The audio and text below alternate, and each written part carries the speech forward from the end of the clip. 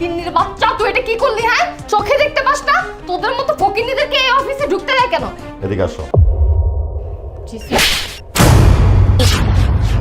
Sir, আপনি আমার গায়ে হাত দিলেন কেন? May I come in sir? Yes, coming. Sir, আমার সিভি। থ্যাঙ্কস।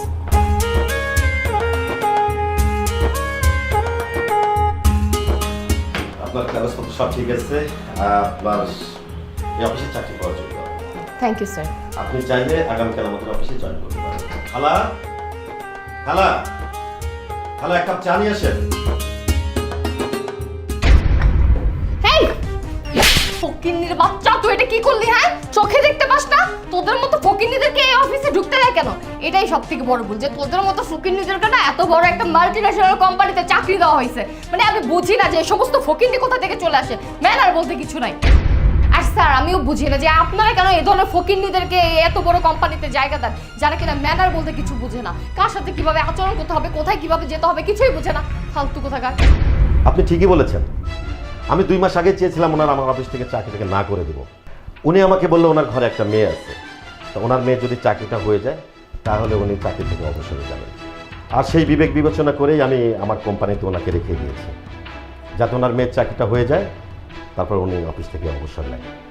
এদিকে আসো। জি স্যার। স্যার, আপনি আমার গায়ে হাত দিলেন কেন?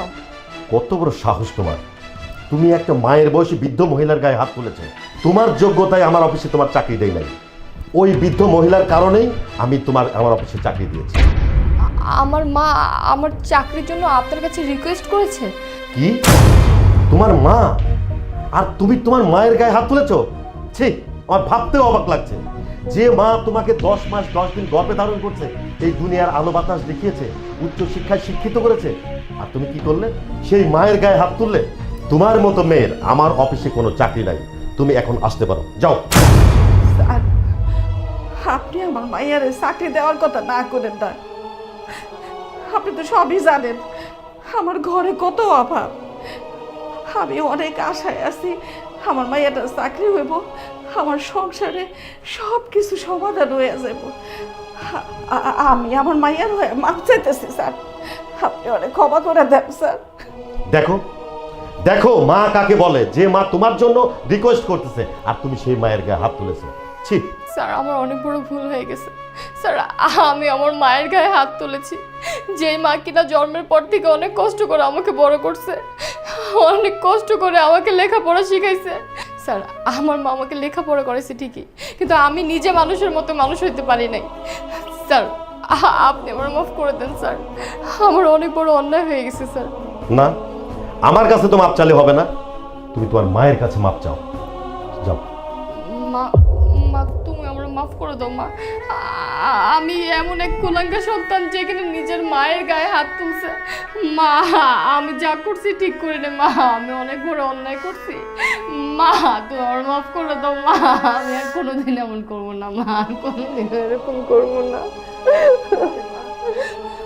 মায়ের কাছে সন্তানের কোনো অন্যায় নেই স্যার, আপনি ওরা মাফ করে দেন। ঠিক আছে, এবারের মতো আমি আপনাকে মাফ করে দিলাম। আর নেক্সট যদি আমাদের অফিসে আপনি এই ধরনের কাজ করেন তাহলে কিন্তু তখন আমি মাফ করব না। আচ্ছা খালা, আপনার আর অফিসে চাকরি করতে হবে না। আপনি প্রতি মাসে আপনার কিছু আমি টাকা দিয়ে দিব, যেহেতু আপনার মেয়ে আমার অফিসে ভালো একটা চাকরি পেয়েছে। স্যার, আপনার অনেক ধন্যবাদ।